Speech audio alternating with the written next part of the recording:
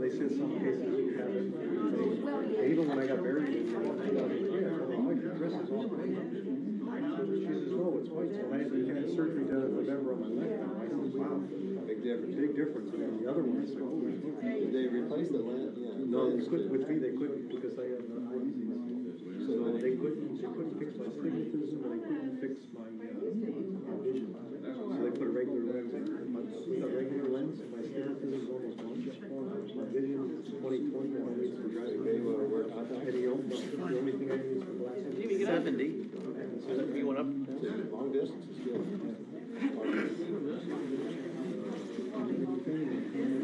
So I had one eye done in November, the other eye done in December. Traveling, trying to the airport. I've got too many stages that we got around, but he said it's very good. Dr. Richard.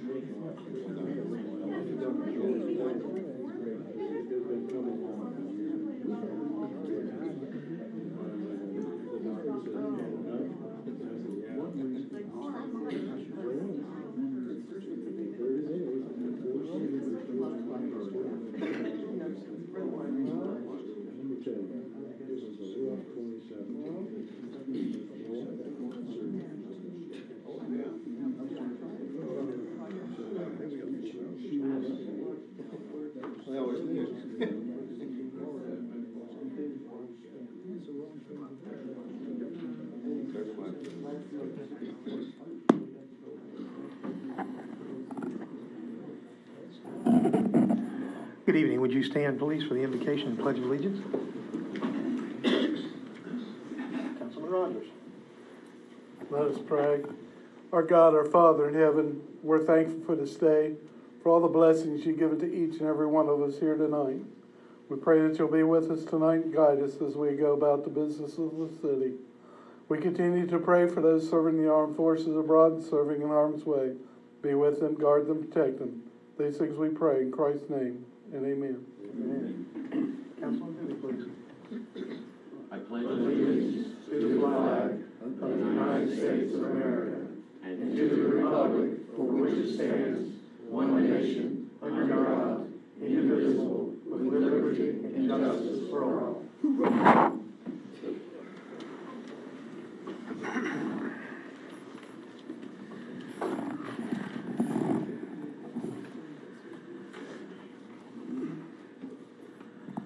Jim, would you hand me the clipboard, please? I'm sorry. Sure.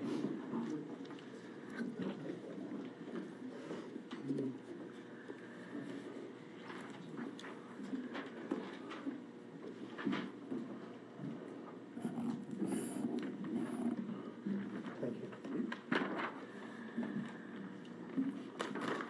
We have two that have signed up to address council this evening. Henry Sosson is first.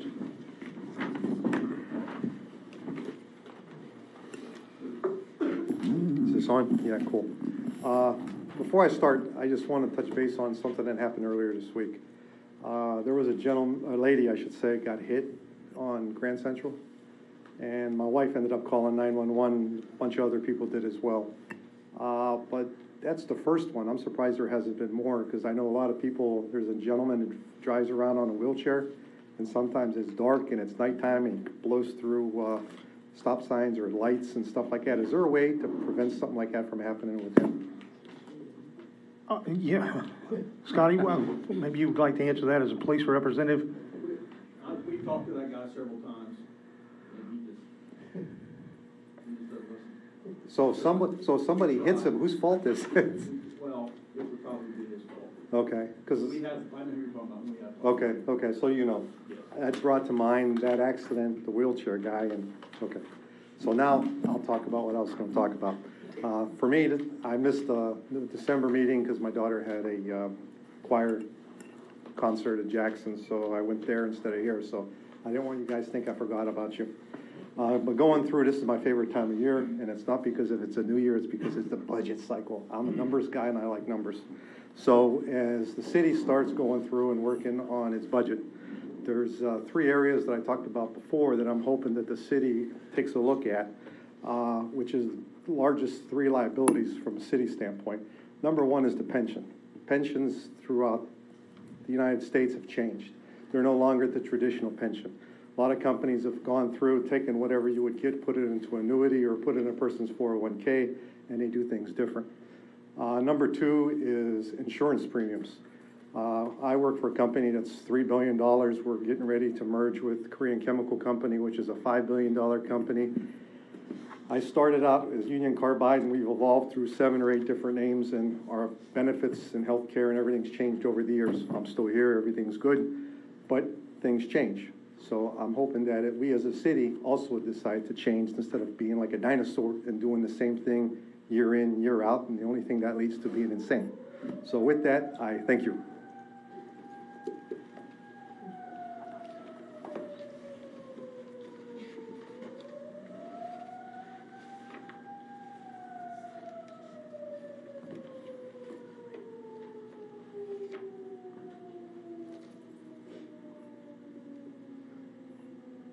Kim?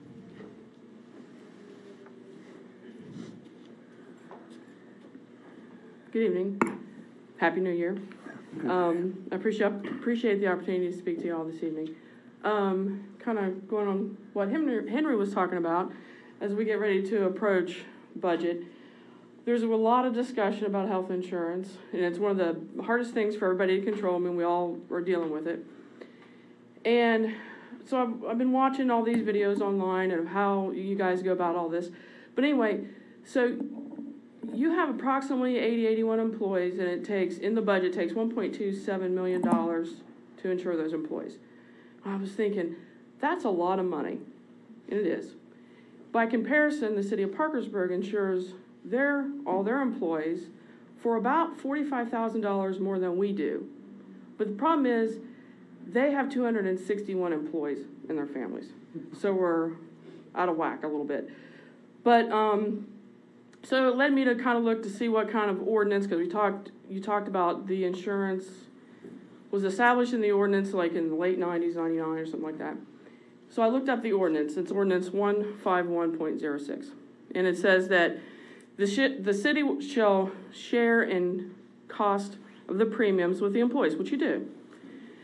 But it also says that the city should designate the most cost-effective insurance plan. Okay, so a city the size of Vienna, according to the Department of Labor Bureau and Statistics, the city of the size of Vienna should approximately pay, like, it's for a family plan like 73%, and for a single plan 86%.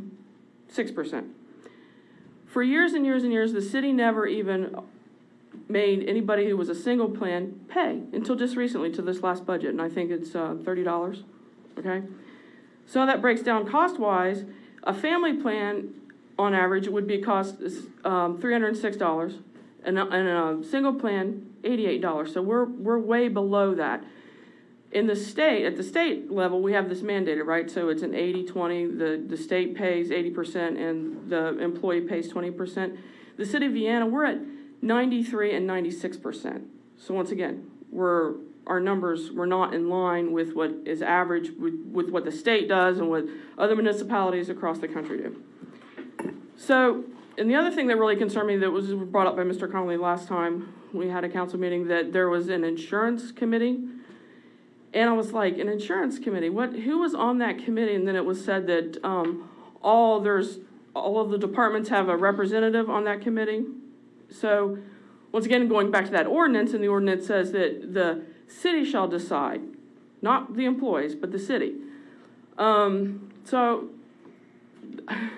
that's a little bit strange to me. But at any rate, and the other thing that really concerned me was, and I understand how complicated health insurance is. I mean, I own a business, it's complicated. That you use a broker, and that's pretty common. A lot of businesses do that.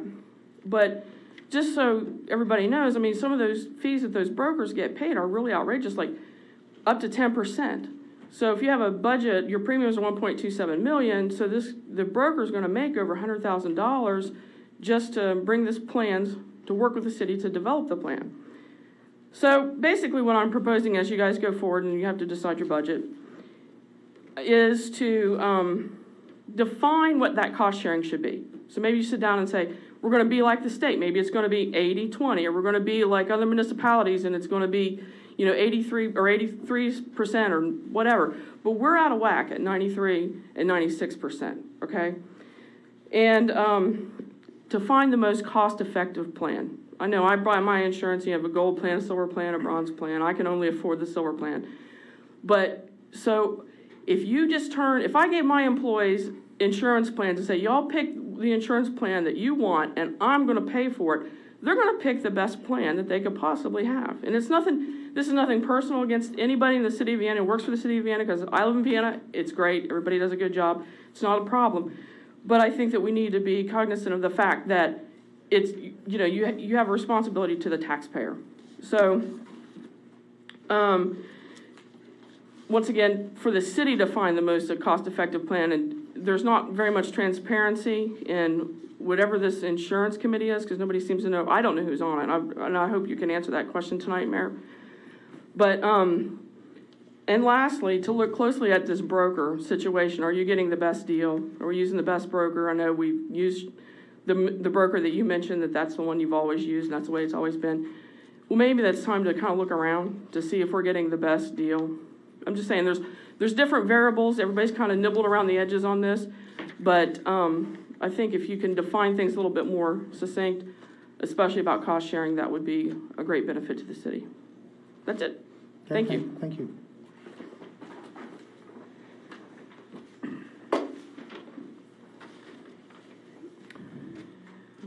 We have a speaker that is not part of the public forum.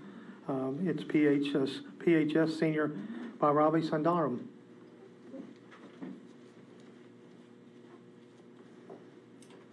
Hi, everyone. As he just said, yes, my name is Bhairavi Sundaram, and I'm a current senior at Parkersburg High School. And first off, I'd like to thank you all for giving me this opportunity to speak with you today. I'm very honored to be able to do so. So essentially, the reason I'm here is because recently I've been noticing a lot of youth, especially within my high schools as well as other high schools in the area, are simply not engaged in anything that's going on with their local government, as well as the idea of politics within itself.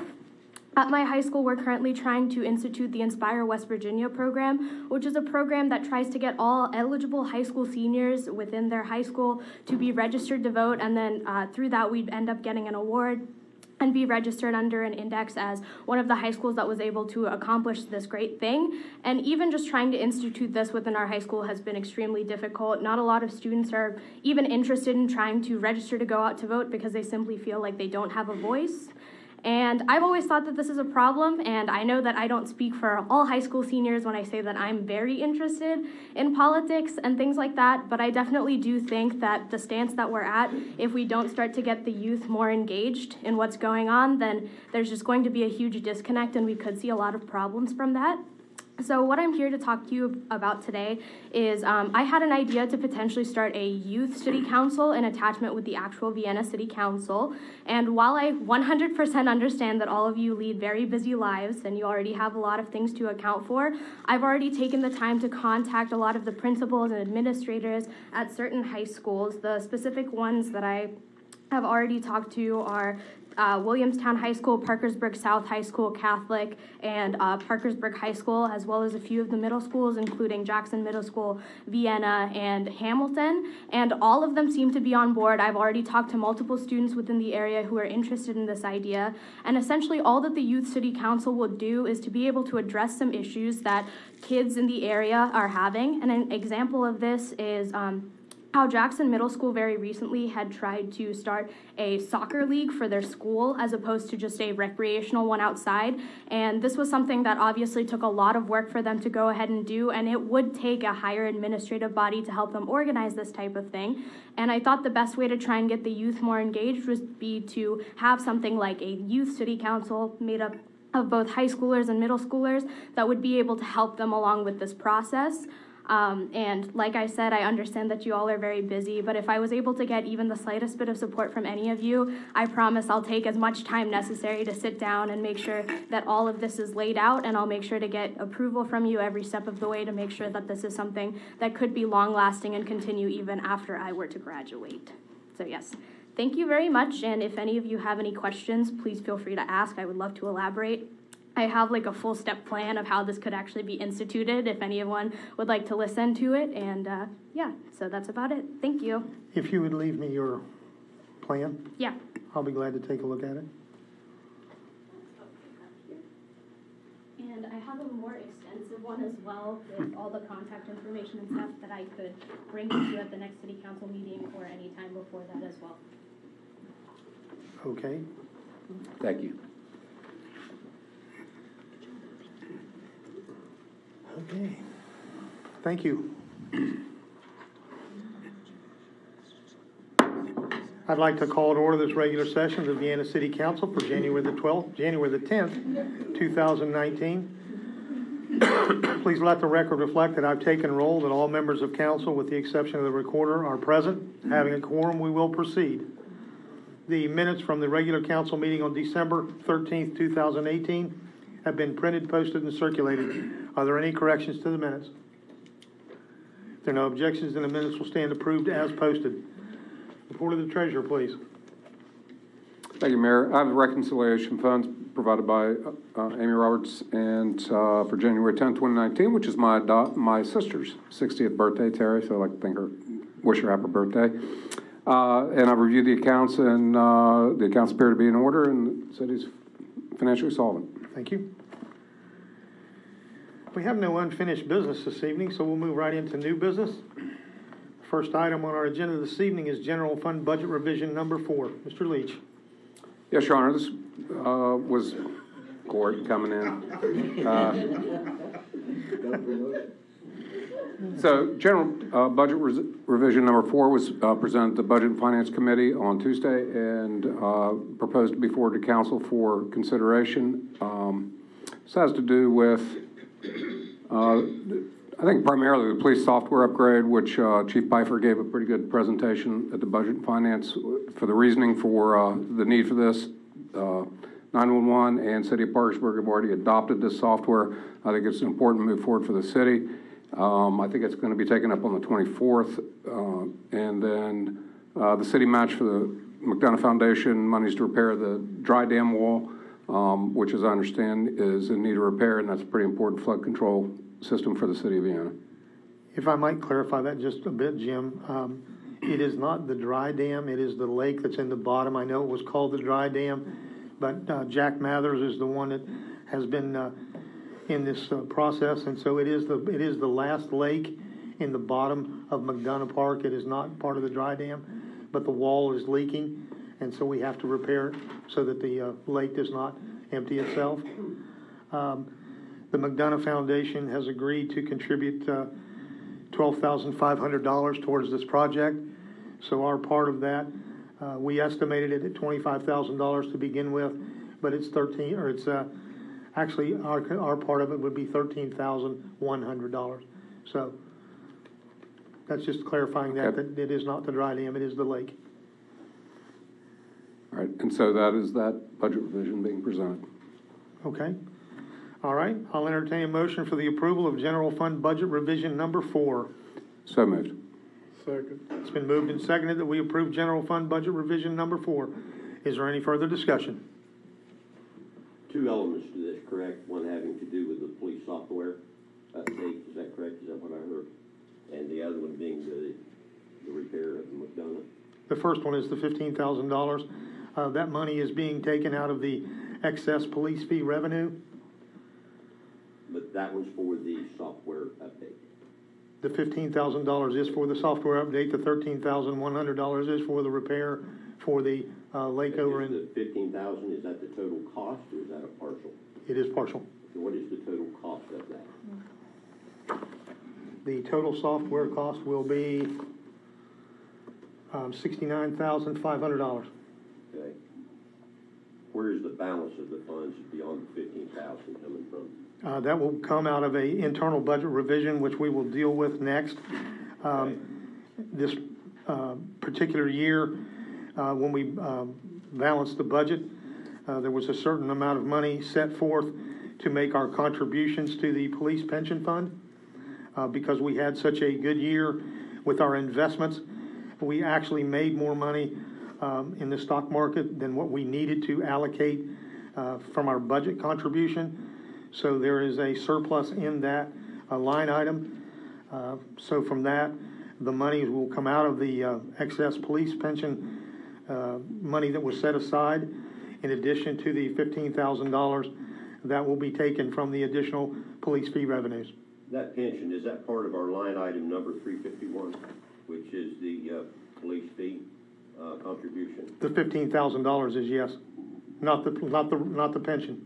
Is there a balance in line 351? Have we used that already at this point in the budget year that we're in?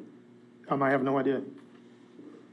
I was just kind of wondering, since that is the police fee line item, was there any consideration given to the balance of those funds coming from that line item? Mrs. Roberts, I'm sure, looked at that, but I do not know the answer to that, Roger. It was her recommendation that the money be set aside from these two line items in order to cover that.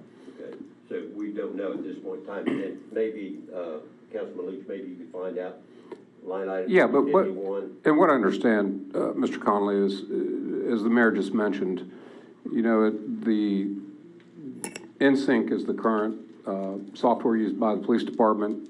Chief Pfeiffer sent an email to all council discussing the deficiencies in that, and also the fact that our surrounding communities have moved to the new software program.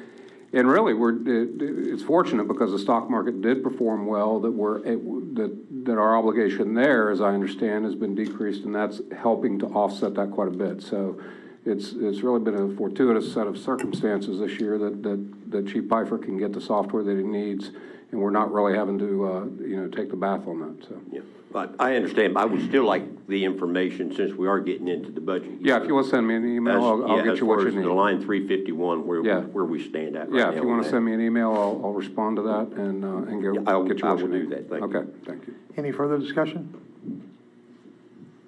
All right, then I'll call for the question. All those in favor of general fund budget revision number 4, please signify by raising your right hand.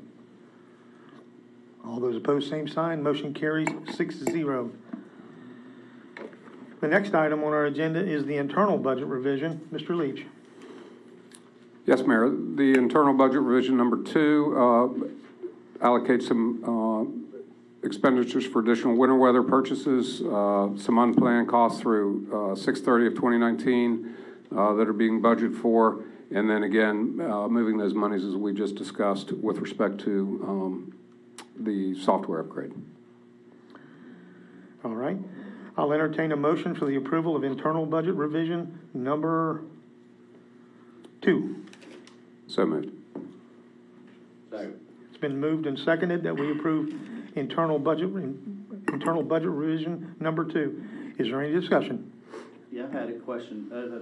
A resident asked me, when we do these internal budget revisions, they like to hear numbers. So what kind of money are we talking about in these internal budget revisions? So with respect to the expenditure change amount is $1,000 on the winter weather. The maintenance and repairs and cost, unplanned cost was $4,000, and then change amount on the software was the $54,500. It's in your Dropbox, Mike. Okay. All right. And just to clarify that, these internal budget revisions, the money is moved from one line item to another. So, for example, in the Parks Department, Mr. Black has asked to move $1,000 out of his uniform allowance over to the auto supplies line, and the $4,000 is coming out of the maintenance and repair for equipment and being put into maintenance and repair for the autos.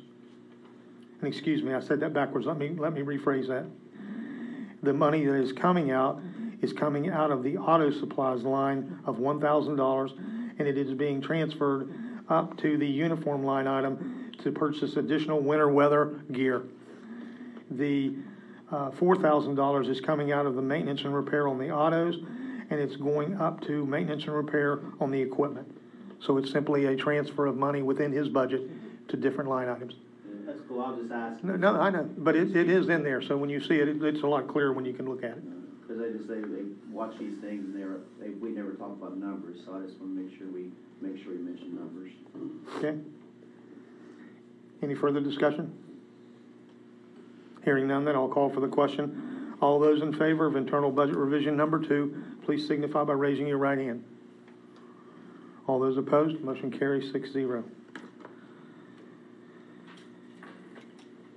The last item on our agenda this evening is a resolution for the sale of real property at 12th Street.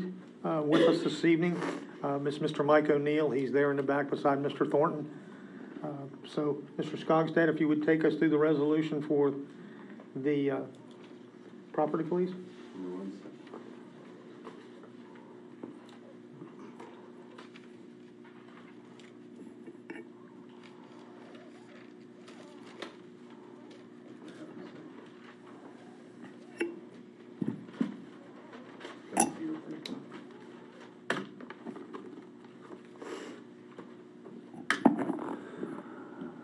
Resolution to enter into a lease for 2 acres located on 12th Street, Vienna, West Virginia, more or less.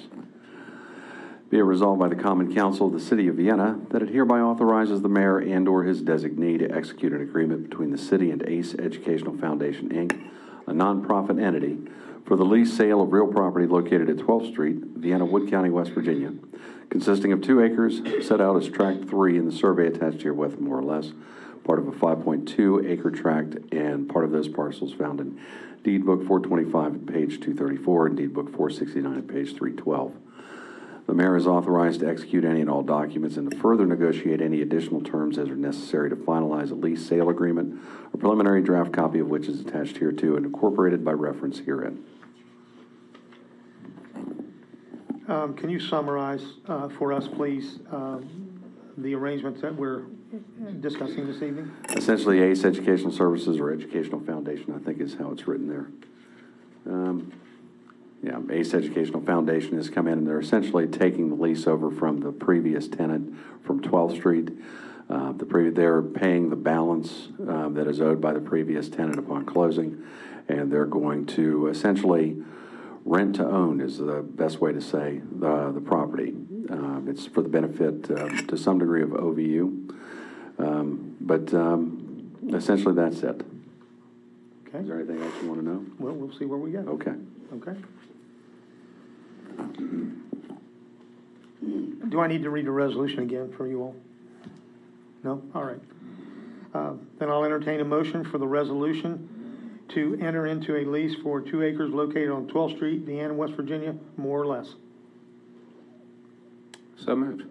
Second. It's been moved and seconded that we approve the resolution to enter into a lease for a 2-acre piece of property located on 12th Street, Vienna, West Virginia. Is there any discussion? This is basically, I understand, a lease to own, correct? Is that Yes. What is the selling price based on? It was appraised. Okay. Does the selling price correspond with the appraisal? This is set. Yeah, yes. Selling price. Well, except for the fact that we're, as the terms are set out on this, we're allowing them credit for the money that was paid and collecting the money that was not paid from the original lease on this piece of property. Okay. How do we come up with the monthly payment? I'm looking at, it looks like $1,500 per month. I guess my question would be, roughly or do we know what the square footage of that building is that's on that piece of property?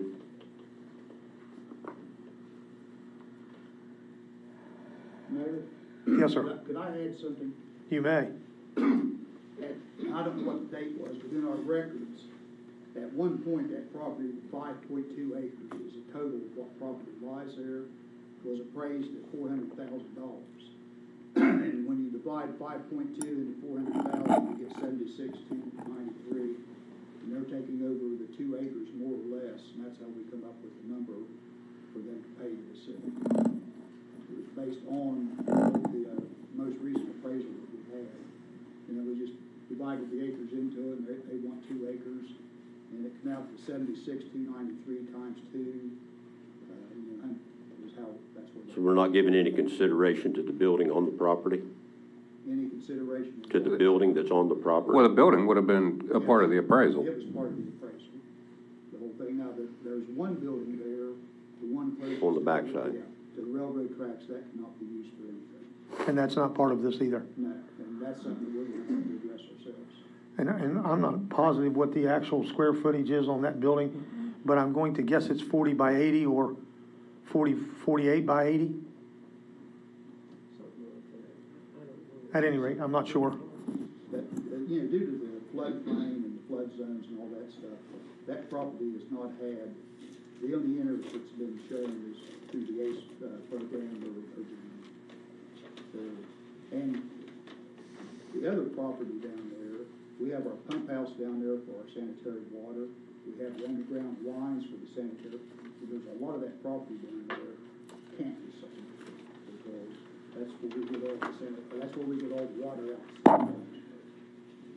So, Do we know roughly what the remaining acreage will be that would be available for sale? about three acres. About 3 remaining? Yes. But that's acreage that's dedicated to Vienna Public Works, right? I mean, that's, yeah, so it wouldn't be available for sale. It would be, am I understanding that right? I'm sorry, Jim, say that again, please. The remaining parcel is, just as was discussed, that's where our sewer plant is and so forth. I mean, No, that's, that is not correct. okay, so that is, It is not. The sewer plant's a separate piece of parcel. We're not selling or doing anything with that.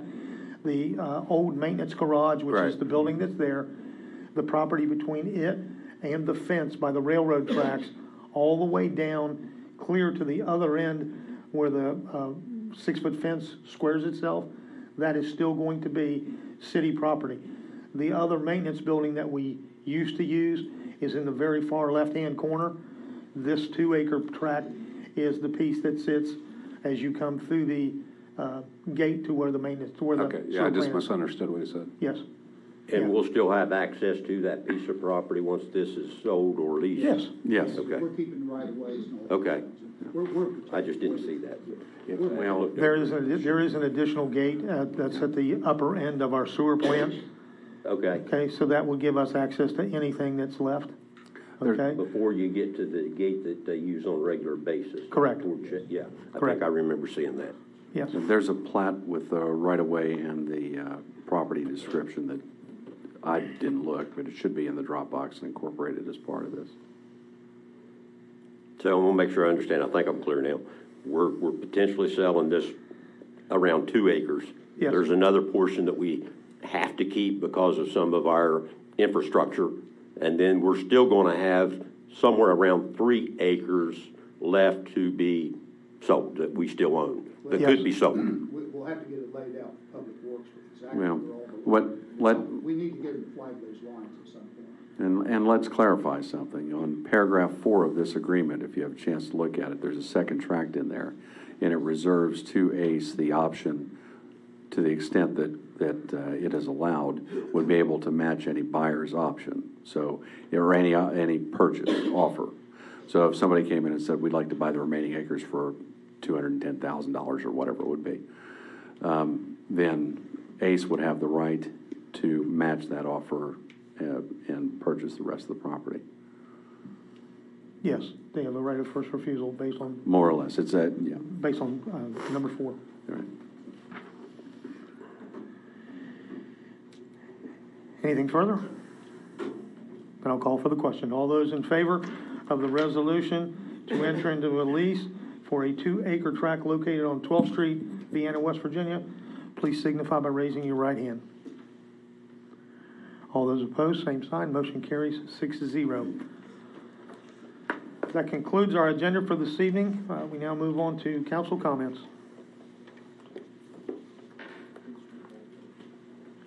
I'll start out. And I thank Kim, I don't know your last name. Williams. Okay, Kim Williams and Henry because the insurance has been one of my things I've looked at and thank you for the numbers. I mean, that's pretty much, you've taken my page and. Mike, can I interrupt you for a second? Yes, sir. I was going to do this when we get to council comments, but before you make your remarks this evening, I would like to inform you that I'm going to put you on the insurance committee. All right, so you will be there to see all of the things, and you'll get all the answers that you want, all right? And if I might answer Kim's question, the insurance committee is made up of a representative from every department that's in the city. I sit on it also, as does the finance director, okay? The consultant that we hire brings in multiple plans and reaches out to all of the available carriers that will give us a quote, all right?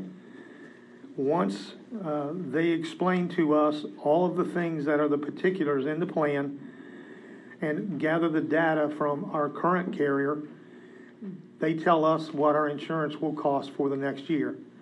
It's a risk-based evaluation, and over the last 4 years that we've done this, I didn't look back any farther, but I went through the last 4 years. It has been at this level here. The second year it went down. The third year it went up. And the fourth year it was only raised $5 per policyholder. So it does fluctuate, but that's based on our risk. It's how much claims that we turn in, all right? And so the insurance committee evaluates all of the plans that are submitted, and whatever questions are presented, our carrier, our consultant goes back to see if there are ways that we can save money or change something in our plan. At that time, based on his recommendation, the committee either says, okay, this is what we're going to go with, and at that point, it is included in the budget, and so city council, when the budget is approved, is who actually approves what plan we're in. So when you made the comment about how is our insurance approved, city council approves it as the budget is approved. All right? Okay? So, Mr. Elam, if you'd continue, please. No, thank you for putting me on that, because my thing, Randy, is, and I didn't want to put you on the spot by asking who's on this committee, but I would like to know, I mean, we need to have people on the committee who are mutually beneficial. I mean, people who are paying for the services and people who are receiving the services, just to keep everything on the up and up. So my thing is, you know, with this, I know we talk about we use the same insurance guy because we're not in this business, but this broker we use, like Kim alluded to, is making a ton of money on our insurance. So how do we go about, you said we use the same. What do you consider a ton of money? I mean, we pay Swindeman based on the number of employees that we have. We pay them, I believe it's $25 based on each employee that we have. And so he basically nets out, if I'm not mistaken, about $2,000 a month. So for the total year, it's $24,000. But that allows us throughout the year, whatever disputes we have, whatever information we need, we go back to him. It's not a one-shot deal. He's actually working for the city the entire year. So $24,000 is not an enormous sum of money. All right, well, strike my ton of money then. I didn't.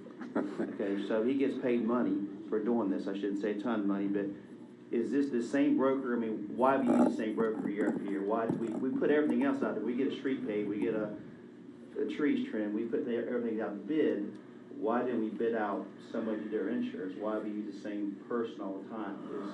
Well, you know, we consider it a professional service because he's so experienced and he represents a ton of companies, both in West Virginia and Ohio. He does a lot of the school boards. He does the Wood County. He's just got a lot of experience in our plan. But the other thing is, it's like, and Russ, if you'll help me with this, it's like attorneys. You can find an attorney that'll work for $5, but if you want a good attorney, you have to pay money. And so it's a professional service. I get $10. And, as far as I'm concerned, $15. The Schwendeman agency, with their experience and all of the other plans that they review every year, they're the best. So that's the reason why. The legal answer is for construction product. The reason and people have trouble dealing with the consistency, and it was one of the things that I had to learn when I first started this job several years ago. For construction projects, you have to bid it a specific way because there's a West Virginia statute that governs it, right? For service projects, the state of West Virginia has a statute that governs it, the state, at the state level, but only the state, for how you deal with services and buying commodities and what have you. They left to each of the municipalities the ability to decide for themselves by ordinance how it is that they want to deal with professional services, or how they want to deal with acquiring services. So in 1987, our council adopted an ordinance for how to do certain types of what they classified then as professional services. And it specifically exempts out the procurement of certain services by competitive bidding.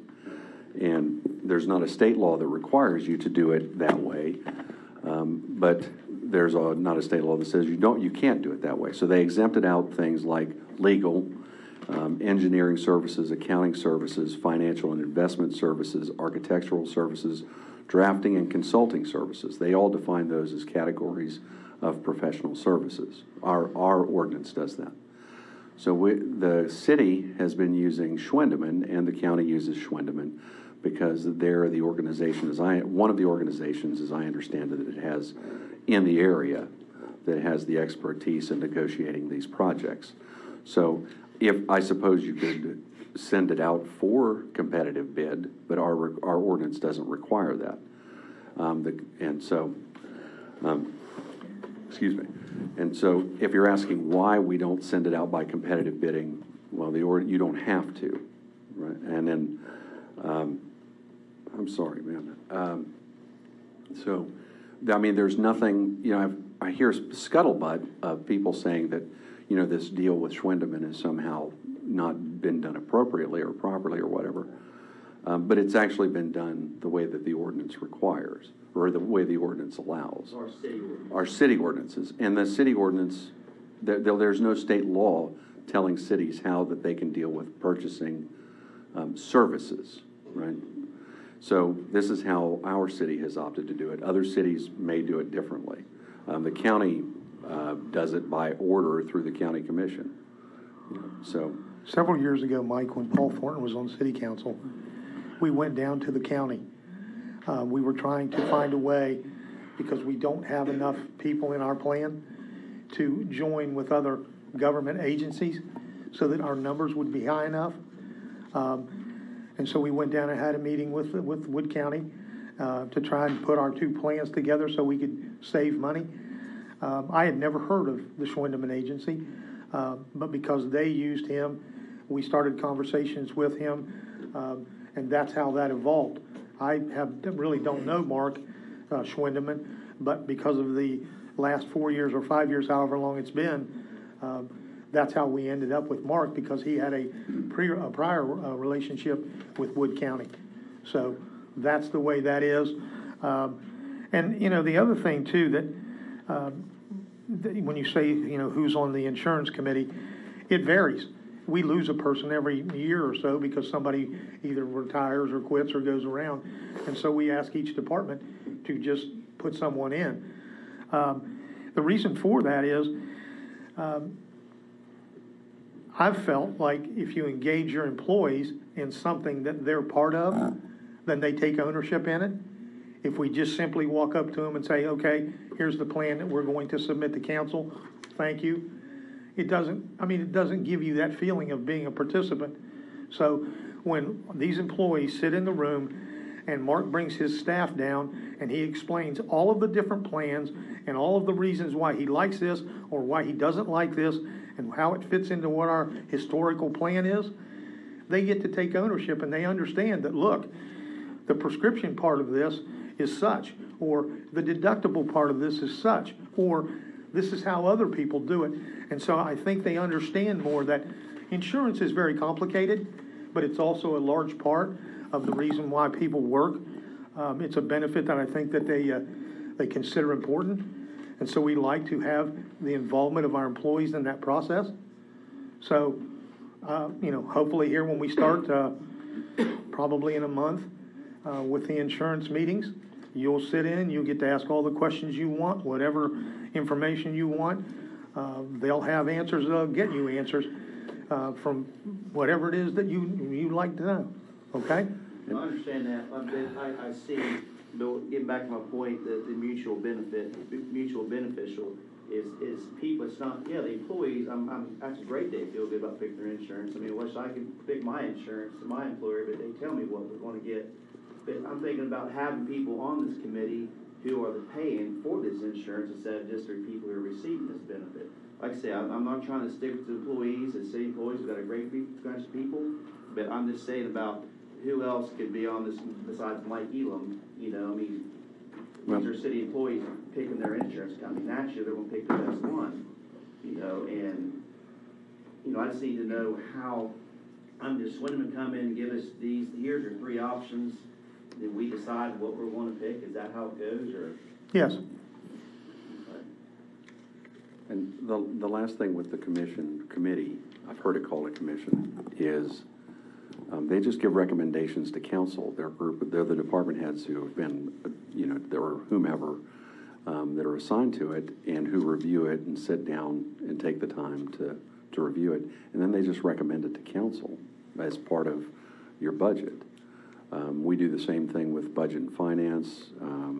There are a number of other committees that, I don't want to say they act as gatekeepers, but they kind of do some of the legwork, I guess, and making recommendations to council. So, Well, I think the other thing too, that based on what Russ is talking about, is the fact that you open up lines of discussion. If you have an employee that comes in from one of the particular departments, and he goes back to the coworkers, and they say, okay, so what's going on this year? And he says, okay, so this is what's going to change, and here's why. All right? I think that dialogue right there lets them understand, look, we don't have a choice this year. The premium went up, or, in the past, we've, thanked our employees for being conscious and participating in health fairs and doing all those things to keep the cost down. So it opens up a discussion between our departments and us to give more information out to the people that work for the city. We do have a meeting once a year where we bring in every employee, and we bring the Swindon people in here, and they explain all of the insurance particulars to them. But if you have a guy that you work with, and you can go to him and say, well, how come this changed? And he can say, well, this changed, or state law changed, or whatever the particular reason is, it, takes away some of the unknown factors on these things. But, like I say, it's costing the city taxpayers $1.2 million. That's my whole thing. And as council members, we don't see these plans that are presented. We just see what this committee chose. That's what we're voting on. We don't see the other bids that came in. I mean, they get to pick their insurance, but we don't see the other options. We just see the final result of what they chose. So we have no say in what insurance do we get as councilmen. Well, I hesitate to agree with the terminology there about the employees picking the insurance. I think they're more as a contributing factor to say what their concerns are. The recommendation that we get from Schwendeman is the one that we usually bring forth to council, because it's based on sound financial reasons, and it's based on things that are particular to the plan that we've had, okay? But if that's something that you want to see, that's always been available. When they'll give us a document that says, here's what it is, all of the different parts of the plan, and you can look at it. You can dissect it, you can ask questions, whatever you need. That's just part of the information that you can have to make your decision. Yeah, I see after the after fact. I see it afterwards. And everyone can have it. It's not it's not a secret. You don't have to be on the insurance committee to get that, okay? But you'll understand why those decisions were made and what basis was used to make that recommendation. Roger? You know, I've listened to Councilman Elam's concerns, and I've looked at the insurance numbers pretty hard over the last couple weeks or so. I'm going to get to a concern that I have, but before I do, I just want to make some comments before I do that. When you look at what we're paying for insurance and what the breakdown is, you know, through this process with the Swindman folks, you know, I don't know what all has been looked at historically in the past. You know, we have some options, is to basically do nothing, try to go out and get a completely cheaper insurance, reduce benefits, which I'm not an advocate of, raise the employee contribution, make it a percentage. I don't know what the answer is. My concern has been historically that seems to be the very last piece of information and figures that we get prior to voting on the budget. So, you know, I don't know. I mean, I've often thought, you know, does the current carriers provide that information late in the process? With maybe the thought that, well, you know, if we run it up right to the very last minute, they're not going to have much choice but to kind of go with what we've always done. May I answer that question? May I answer your question? Sure. Okay.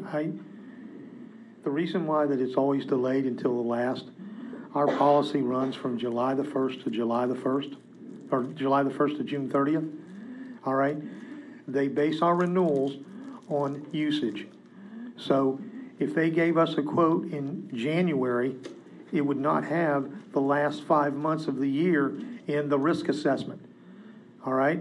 So they tried to delay it so that they can get all of the claims that have been used against our policy as a measure about the risk assessment that they're going to undertake based on our claims usage. That's the reason why. It has nothing else to do with that. I think the thing that we should do, and I will set this up, Mr. Schwendeman has offered to come and address council. Let me bring Mark in, all right? And he can explain to you why the timeline is as it is and the process of his multiple outreach to all of these different companies. Let me do that. I'll get Mark to come, and he can address council, and you can ask your questions to him, and that way you'll have a better basis on where this came from. And that's one of the things I would suggest is to put this as an agenda item for discussion, because I find the conversation interesting, but I also have to say I think we're skirting the line of we're going to crawl up on violating the Open Meetings Act, and so let's put this as a discussion item on it. So let me bring Mark in. I'll see if I can get him for the next meeting, depending on what his schedule is, and we'll just we'll get him involved. All right? Thank you. Okay.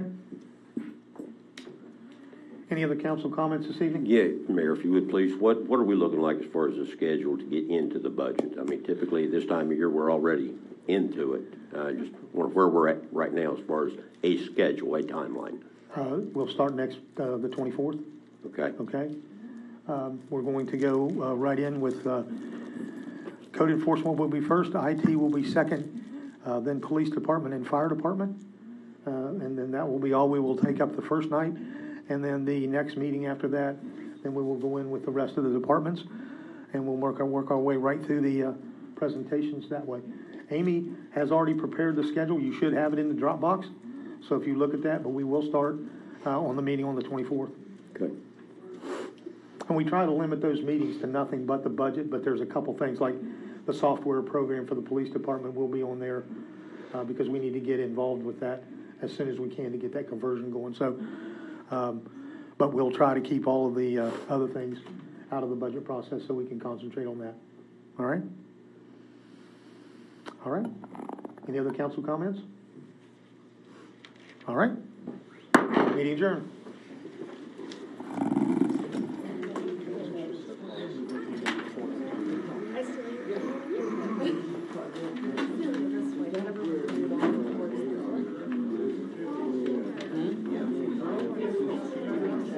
Ask Russ about law school. Okay.